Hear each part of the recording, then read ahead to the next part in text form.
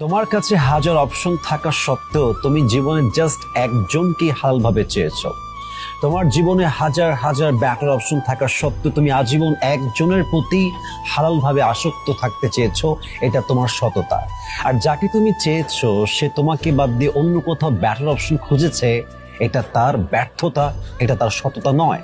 এবং তুমি একটা কথা অলওয়েজ মনে রাখবা, তুমি তোমার সততা দিয়ে একদিন অনেক দূরে এগিয়ে যাবে। আল্লাহ তোমাকে অনেক উত্তম কিছু দিবে। আর যে তোমার বিশ্বাস নিয়ে খেলেছে, যে তোমাকে বাদ দিয়ে অন্য কোথাও ব্যাটার অপশন খুঁজেছে, আল্লাহ তো উপরে আছেন। তুমি কেন হতাশ হয়ে যাও? তুমি কেন মন খারাপ করো? অচিরেই ওয়ালাসাউফা ইউতিকা রাব্বুকা ফাতারদা। Put your trust on your Lord and believe that indeed and verily your Lord will give you something that will definitely make yourself happy. ভরসা রাখো আল্লাহর উপরে।